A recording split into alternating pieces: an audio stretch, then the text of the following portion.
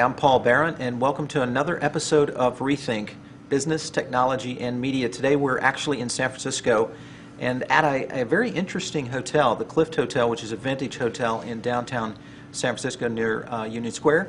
And kind of an interesting thing around this whole room that we're in here is the Velvet Room, which is the restaurant here inside the Clift. Pretty amazing, kind of a throwback from the 40s and 50s. Pretty interesting design. A lot of, as you can see, the floor-to-ceiling velvet drapes. So I thought this was a perfect spot to really bring some of the interviews out to our Rethink audience here from San Francisco at the Clift Hotel. And I want to welcome a really special person to our set, Crystal Baldwin. Crystal is with Hootsuite, and of course our favorite console. We use it in our office 24/7. That's good to hear. Yeah, love that. Even though of course we do have the tweet deckers that are out I don't there. even know who they are. I don't know what you're talking about. So Crystal, you have a really fun job. I do. I think. And first of all, tell us a little bit about Crystal. So Crystal my name is K and 2 Y's, which is different spelling and always misspelled on Twitter. Yeah, I always had the hardest time communicating with you on Twitter. It was trying really to figure tough. out how to get that right. Yeah, so I actually get support emails for the head of customer support for Crystal at Twitter, because people think that I'm actually Crystal at Twitter. Gotcha. That's All not right. the case. I'm at Hootsuite, but my background, I guess, is I have a fashion background that turned into marketing, that turned into the startup world, and here we are. Yeah. And your role with Hootsuite is kind of different, and probably one of the unique roles that I've seen in social media so far, and that is Learn Director.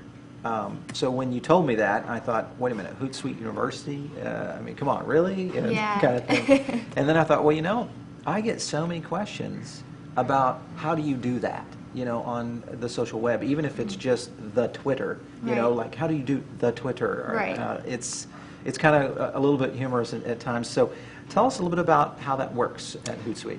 Well, Hootsuite University in itself, to some people when I tell them what Hootsuite University is, they kind of laugh. And you know that those are the people who've been in the industry for a while. Right. They know social media. Sure. Hootsuite University is for the basic user. So we teach them exactly what is Twitter. Yeah. We teach them the ups and downs of Hootsuite, so the back end and how to tweet, how to broadcast to their network, the benefits of socializing, engaging with their demographic, and then they can turn it on and go from there. Yeah, you guys have a pretty interesting console. I think first of all, the fact that it's web-based is probably one of the coolest things, and also the layout just seems to me it seems very intuitive. And when we start to train new people in our own organizations on how to use social, Hootsuite is the first thing that we put them in front of, and we sit them down and say, this is how we're going to do it. You've got an account, you've got so many columns you're going to manage, so many people and lists and all that kind of stuff. What are some of the challenges you guys see from the university side when you're training the newbies?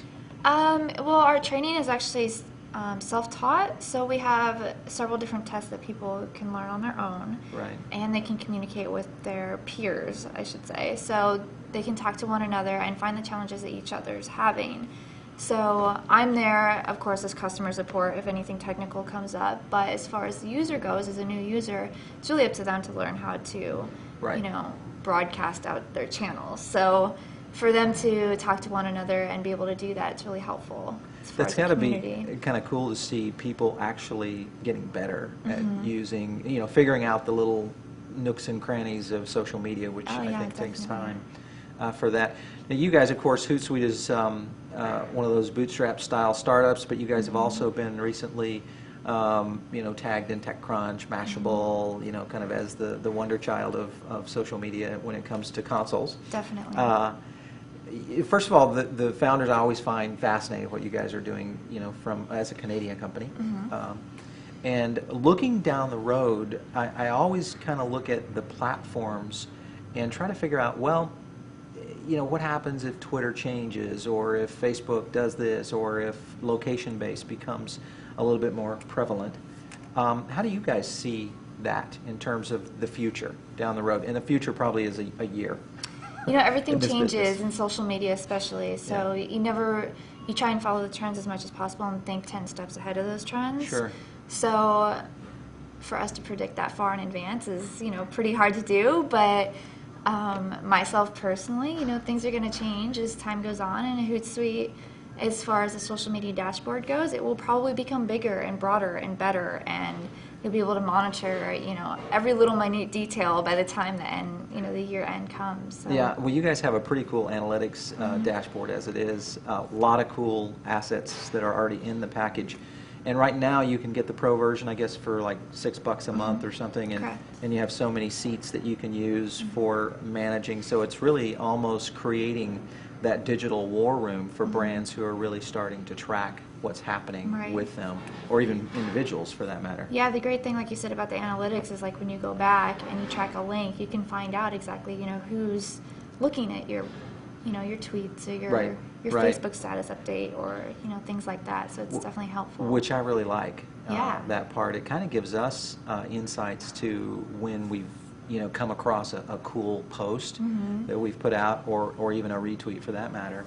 And I also love the way you guys have integrated clout.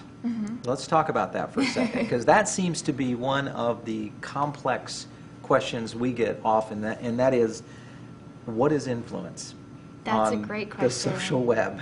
So I have an example for that. A friend of mine, actually from Los Angeles recently, is starting to get more in social media, and within the last couple of months, literally within 3 months, he went from a 7 clout to, I think he's at 42 now. That's awesome. So this is within a couple of months. Now his follower count is not that big, but his interactions are large. So the more you engage with your audience, the bigger your clout is going to be. And of course, there's a lot of other intricate details within that, but it's a lot about engagement and how people interact with one another. Yeah, I think that's the thing, because of course myself, I have gads of followers, and people always ask me, how do you get those? What's the process? And really, what I try to explain to most people is just, listen, it's all about the conversation. Now, you're going to have people that really follow the food industry or the tech business, but what you don't want to do, or at least I've found, is that don't necessarily narrow or pigeonhole your communication, because there's such a broad opportunity to cross-pollinate into different areas. And I think that right there is kind of a cool way to explain how influence can really start to make a factor. Most definitely. Yeah. Now, down the road, you guys, of course, you guys are always changing with what you're doing at Hootsuite itself. Let's take a look out of the platform for a second and talk Facebook, Twitter, and location-based. These are the big, the big boys of the block right now. Did you see the recent news on Foursquare? I saw the Koala update this morning. I don't know if you saw that. Oh, I haven't. No. Oh my gosh. Oh, so we're breaking something. It was a breaking news story this morning on Mashable. You have to check it out. Okay. But you can basically, when you use Koala, it will check into everything for you. So, well, that's interesting. So, like checking into other location-based apps? Interesting. They, of course, Foursquare had the connection with The Amazing Race, I guess it was? I think so, yeah. So I think, like, as far as geolocation applications go, everybody's going to be in competition with one another. Yeah. Foursquare was, of course, the big one. They were the first ones to launch and push that forward at South by last year. And it was helpful for them because everybody that was in this space was there, and they were all about this. So I can compete to get a badge, and it became a game. Sure. And now it's become a broader game for everybody else. And Macy's Day Parade just had their own Foursquare badge. And the cool thing to compare, like Foursquare and Koala, is Koala actually enables almost anybody to create their own badge now. So I think that's kind of cool, but at the same time, I feel like if anybody can create one, is there really anything special about it? Well, I guess it depends on the user, right? Yeah. Like everybody, for a Foursquare user, everybody's like, I want that badge. How'd you get that badge? We need a Rethink badge. Exactly, exactly. just for people that are on the show. Exactly, that'd be cool. Excellent. All right. Well, let's kind of go down the line now. We've talked about location based, and of course, Twitter is always. It just comes up. It never fails on this show. It eventually gets to the point of people talking about one of the two, Twitter or Facebook. Right. And give me your opinion on your thought of how Twitter can really be used, whether you're an individual or a company, not from a promotion or a brand aspect, but you talked and mentioned about this just a second ago, and that was the engagement piece. Twitter's interesting. For myself personally, when Twitter first started, when they were just in beta and nobody knew who they were, I actually had an argument with somebody here in San Francisco because I did not want to sign up for Twitter.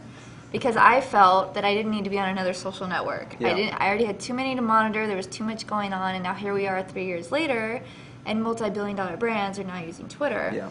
And not because of the advertisement, but because of the engagement with the consumer. And everybody's a consumer. You and I are both, Exactly. We just buying a drink makes you a consumer. So, Sure.